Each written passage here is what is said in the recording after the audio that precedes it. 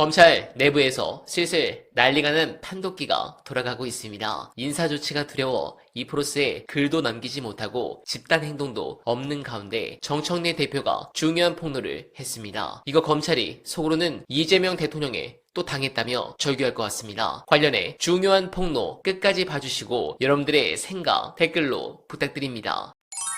그 법정 하나하나 밑줄 쳐 가면서 네.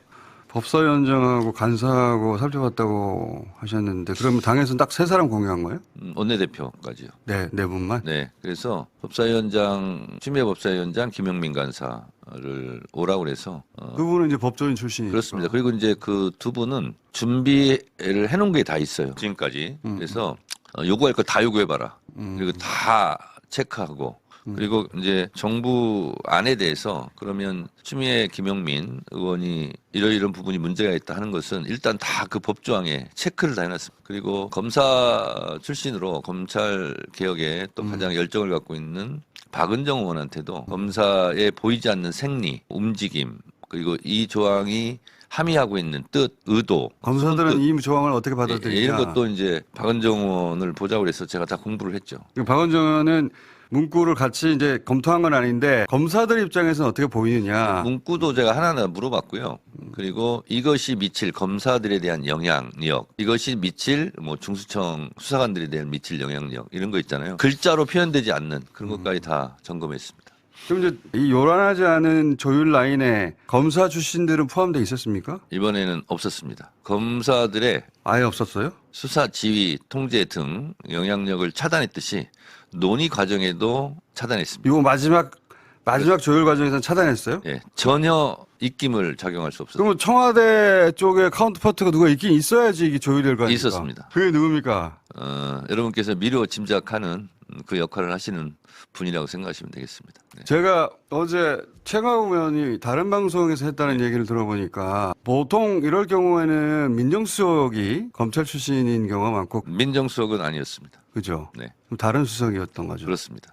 제 말은 아니고 최강욱 의원이 했던 말을 제가 인용하자면 홍익표 수석이었다고 하던데 많은 역할을 했고요. 고맙게 생각하고 있습니다. 구체적으로 말하기가 곤란한 지점이 있습니다. 그렇겠죠. 당연히. 네. 그 하나만 상징적으로 네, 예를 들어 45조 있지 않습니까? 45조. 45조 관련해서는 당에서는 어떻게 했고 그러면 그 리액션은 어땠어요? 45조를 제가 갖고 왔는데요. 예. 45조를 저희는 최대한 예. 수정을 좀 하려고 그랬어요. 예. 예를 들면 이런 겁니다. 45조가 제목이 검사와의 관계예요. 예, 예. 그러면 가장 많이 논의됐던 그렇죠. 대목인데. 중수청 수사관과 검사와의 관계예요. 그렇지. 그 관계를 맺는 것 자체가 사실은 저는 적절하지 않다고 봤어요. 근데 이제 이게 경부 법안이 왔으니까 최대한 이것을 좀 톤다운하거나 수정하거나 하려고 그래서 저희가 다 준비를 했습니다. 예를 들면 이런 거예요. 수사관은 수사 공소제기 및 유지에 관하여 검사와 긴밀히 협력해야 한다. 이게 말이 협력이지 가불관계거든요. 이게 단어는 이렇게 돼 있지만 협력이 돼 있지만 실제로 가불관계면 지휘 통제를 받는다는 이 얘기잖아요. 얘기가 굉장히 많이 나왔었어요. 왜냐하면 그 현장에 있었던 경찰 출신들 이야기는 협력이라고 돼 있지만 그렇게 못 박아두면은 검사가 가지고 있는 수많은 권한들 예를 들어 영장 청구해야 되는데 이 사건에 대해서 검찰이 협조를 안 들었다가 다른 사건의 영장도 안 나오니까 그렇습니다. 그래서 그런 게 쌓이다 보면 결국 말을 듣게 되고 그렇습니다. 그래서 상하관계가 돼버린다고. 저도 말 좀 합시다. 그리고 또 하나는 뭐냐면 검사와 수사관은 수사 사항 등에 관하여 서로 의견을 제시하고 협의를 요청할 수 있다. 그렇지 협의. 이것도 가불관계가 형성되는 거예요. 이게 결국은. 들어가는 순간. 그 다음에 또 뭐가 있냐면 수사관은 사망에도 불구하고 수사의 공정성과 효율성을 현저히 해칠 우려가 있는 등 대통령령으로 정하는 사유가 있는 경우에는 수사 사항 통보를 유예할 수 있다. 유예하면 안 된다는 뜻이기도 하거든요. 그렇죠. 그래서 이런 조항을 나름대로 고쳐서 네. 이렇게 하려고 했더니 이건 그냥 통째로 드러내는 게 좋겠다. 통편집. 그러면 알려진 거하고 정 반대구만. 그래서 이게 청와대에선 통편집? 네, 그렇습니다. 그럼 대통령 뜻이잖아요, 그게. 그렇다고 미루어 짐작을 할 뿐입니다. 아, 이건 그래서 잘못 알려줬네. 이심정심. 그래서 저는 전반적으로 보면 이게 이제 국민들의 열망이 있었고 검찰의 지금까지 악행, 폐해가 있었고 그리고 마침표는 결과적으로 보면 대통령의 검찰개혁에 대한 의지, 결단 그 덕분이다. 라고 그 생각합니다. 말을 한 이유가 이런 거구나. 그렇습니다. 아, 그러니까, 아니, 잘 물어봤네. 이거는 당에서는 수정이었는데, 네. 요란하지 않는 조율 과정에서 청와대에서는 그건 뭐 수정 하나 그렇게 문제가 있으면 삭제 통으로 이렇게 된 거예요? 그러니까 이 45조가 제일 문제인데 중소법 중에서 공수처법까지 연관되니까 그래서 이거를 어떻게 톤다운하고 어떻게 낮추고 어떻게 고칠까를 저희들은 고민했어요. 당에서 고민했는데 근데 김어준 공장장 표현대로하면 삭제해 이렇게 된 거예요.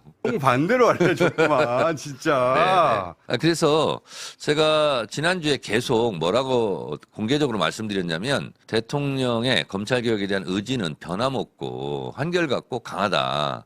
이 얘기를 계속했는데 제 말을 별로 중요하게 생각 안 하더라고. 요즘 그렇긴 해요. 네, 공감합니다. 결국 젠프의 큰 그림이 통했습니다. 그런 부분에서 대통령님과 여러분들께 죄송합니다. 사죄드립니다. 사실 너무 힘들고 괴로운 시간이었습니다. 오해할 수밖에 없는 상황이었다는 변명은 하지 않겠습니다. 그냥 이건 제 믿음이 부족했습니다. 아마 저는 배신과 실망을 너무 많이 경험했고 패배에 길들여져 있었다고 생각합니다. 앞으로는 어떤 상황이 와도 믿음을 잃지 않을 것을 약속드립니다. 제 오판이었습니다. 이번 젠프의 의사결정 과정을 보고 저는 솔직히 많이 놀란 상황입니다. 가장 영리한 첫 수는 상대방의 의도를 음지해서 양지로 끌어낸 것입니다. 만약 정부가 처음부터 칼을 쥐고 이렇게 개혁하겠다고 내리쳤다면 검찰은 즉각 권력의 탄압이라며 피해자 코스프레를 하고 조직적으로 저항했을 것입니다. 하지만 상대에게 먼저 안을 가져오게 하고 이를 그대로 대중 앞에 공개해버림으로써 기득권을 사수하려는 그들의 앙상한 논리와 꼼수를 국민들이 직접 두 눈으로 확인하게 만들었습니다. 스스로 파놓은 논리의 함정에 빠지도록 덫을 놓은 셈입니다. 또한 언론 환경도 제대로 이용하셨습니다. 당대표나 장관들이 직접 나서서 진흙탕 싸움을 하는 대신 이 역동적인 미디어 생태계가 마음껏 떠들고 논쟁하도록 판을 깔아준 것은 탁월한 선택입니다. 주권자들이 언론에 기울어진 운동장을 스스로 파악하고 무엇을 알아야 세상을 바꿀 수 있는지 자발적으로 학습하며 여론의 거대한 물줄기를 형성하도록 시간을 벌어준 것입니다. 마지막으로 결정타는 여론이 완벽하게 무르익었을 때 나옵니다. 대통령이나 정치권이 밀어붙이는 것이 아니라 국민 다수가 이 방향을 원하고 있다는 데이터와 명분이 완성된 시점에서 철퇴를 내리는 것입니다. 검찰이 아무리 막강한 권력을 쥐고 있어도 주권자의 압도적 합의라는 명분 앞에서는 감히 고개를 들 수 없습니다. 반발하는 순간 그것은 곧 국민을 향한 항명으로 규정되기 때문입니다. 권력기관을 통제하는 가장 완벽한 무기는 법기술이 아니라 조직된 대중의 여론이라는 점을 정확히 활용한 피날레입니다. 여러분들은 어떻게 생각하십니까? 공감하셨다면 소중한 언알바 후원 부탁드립니다. 댓글에 고정된 내용을 통해 많은 사랑 부탁드리며 언알바는 오늘도 최선을 다하겠습니다. 여러분 고맙습니다.